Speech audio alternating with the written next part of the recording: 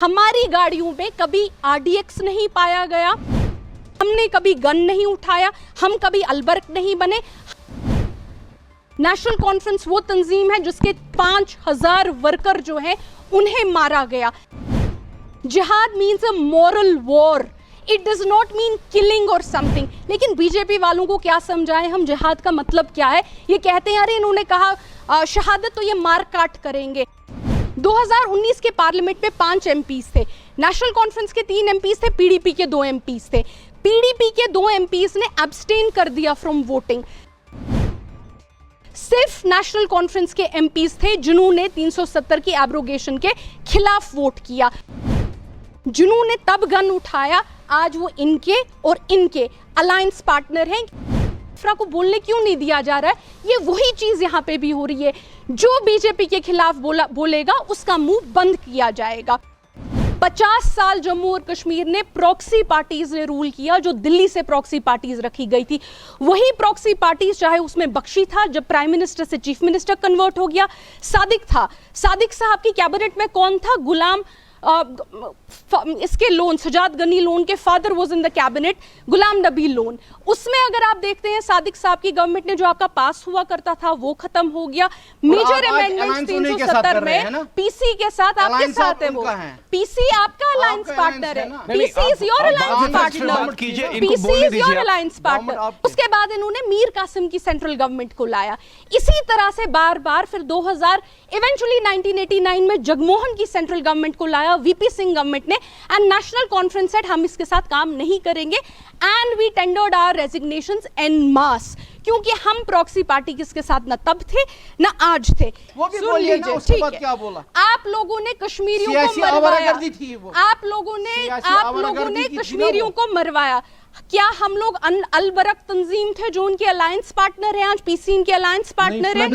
क्या हम लोग अलबरक प्लेबिसाइड फ्रंट ने क्या गन उठाया?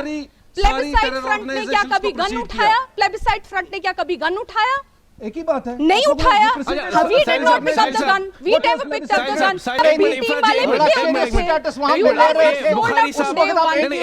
बुखारी साहब सेल्फ ऑटोनॉमी का नारा नहीं देते थे क्या?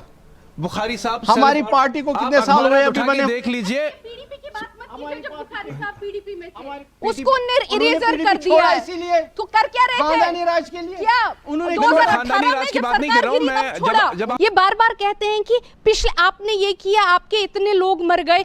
मैं आपको याद दिला दूं कि बीजेपी की सरकार पीडीपी के साथ, और अल्ताफ बुखारी साहब उसमें मिनिस्टर थे, वो 2014 में आई। ये वही सरकार है, चूंकि एक और प्रॉक्सी पार्टी थी जिन्होंने 2018 में जब अलायंस तोड़ा, उसके बाद आर्टिकल 370 को इस सरकार ने खत्म कर दिया। आर्टिकल 370 की जो लड़ाई पार्लियामेंट में लड़ी गई, वहां 5 एमपी थे पार्लियामेंट में, नेशनल कॉन्फ्रेंस के 3 एमपी थे, पीडीपी के 2 एमपी थे। मुझे नहीं पता है इनकी पीडीपी के साथ भी क्या सांठगांठ थी। 2000 ओके आप तो इन्हीं के साथ लगे, आप तो इन्हीं के साथ अलायंस बना रहे हैं। हमें रिजाइन करना चाहिए था, लेकिन ये बीजेपी के साथ अलायंस बनेंगे। बेशर्म लोग, बिल्कुल बेशर्म लोग हैं, बिल्कुल बेशर्म लोग हैं। आप मुझे बात करने दीजिए, मुझे बीच में टोकेंगे तो ऐसे बोलोगे। अरे यार ये डर रहे हैं, ये लोग डर रहे हैं मेरे जवाबों से, ये लोग डर रहे हैं मेरे जवाबों से। बीजेपी वो सरकार है जिसने 5000 लोगों को, जो भी यहाँ पे बात करता है, 5000 युवाओं को जेल में बंद रखा है, और वो भी यूएपीए के अंडर। यूएपीए पीएसए का जो लॉ होता था उसमें 6 महीने की मैक्सिमम जेल होती थी। यूएपीए का जो लॉ होता है उसमें जब तक आपकी पूरी ट्रायल खत्म नहीं होती तब तक आप जेल में रहते हैं। तो अगर आपको लग रहा है कि ये क्या हो रहा है, इफ्रा को बोलने क्यों नहीं दिया जा रहा है, ये वही चीज यहाँ पे भी हो रही है। जो बीजेपी के खिलाफ बोलेगा उसका मुंह बंद किया जाएगा। 2019 के पार्लियामेंट में 5 एमपीज थे, नेशनल कॉन्फ्रेंस के 3 एमपीज थे, पीडीपी के 2 एमपीज थे। पीडीपी के 2 एमपीज ने एब्सटेन कर दिया फ्रॉम वोटिंग। सिर्फ नेशनल कॉन्फ्रेंस के एमपीज थे जिन्होंने 370 की एब्रोगेशन के खिलाफ वोट किया। तो हमने अपनी आवाज पार्लियामेंट में तब भी रखी, आज भी आप लोगों के साथ रखते हैं। ये कहते हैं कि इन्होंने अभी कहा कि भारतीय जनता पार्टी जो है, इन्होंने कैंडिडेट नहीं उठाए। क्यों नहीं उठाए? अमित शाह साहब का बयान पिछले हफ्ते का उधमपुर में सुन लीजिए, जहां उन्होंने कहा कि नेशनल कॉन्फ्रेंस और कांग्रेस के अलावा जो भी पॉलिटिकल तंजीमें हैं उनको हम सपोर्ट कर रहे हैं। तो उन्होंने हमारे खिलाफ कैंडिडेट उठाए हैं, प्रॉक्सी कैंडिडेट्स उठाए हैं। जहां तक बात आती है जिहाद की, शहादत की, हमारे लिए शहादत का जो लफ्ज है ये गंदा लफ्ज नहीं है। माना बीजेपी वालों को इस लफ्ज से बहुत खुंदक है, हमारे लिए ये लफ्ज गंदा नहीं है। हमारे लिए ये लफ्ज जो है, और ना तो शहादत का मतलब, ना तो शहादत का मतलब हालात को प्रोवोक करने की कोशिश बिल्कुल कर रहे हो। नहीं, You are taking us back into 89। बिल्कुल भी नहीं। मुझे उस चीज से शहादत आपत्ति है। का मतलब जो हमें होता उस है, चीज से आपत्ति है। आपको तो हर चीज से आपत्ति है। नहीं। जहां तक जिहाद की बात आती है, चूंकि इन्हें पता नहीं है, मैं बताती हूँ। जिहाद इस्लाम में एक औरत जब अपने घर का काम करती है वो भी जिहाद होता है। एक मर्द जब अपने लिए, बच्चों के लिए खाना लाता है वो भी जिहाद होता है।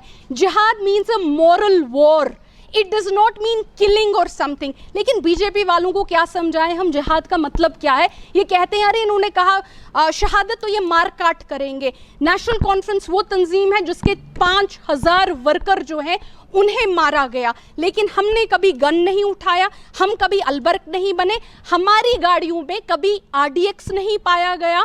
और हम वो लोग हैं, फारूक साहब ने 1989 में बयान दिया पैलेडियम सिनेमा के आगे से और हजरत बल के सिनेमा के आगे से, कि अगर आपको फारूक अब्दुल्ला पसंद नहीं है, अगर आपको मैं पसंद नहीं हूँ, मैं छोड़ दूंगा हुकूमत। छोड़ी भी उन्होंने हुकूमत 1989 में रिजाइन करके। लेकिन ये गन मत उठाओ, इससे तबाही मचेगी।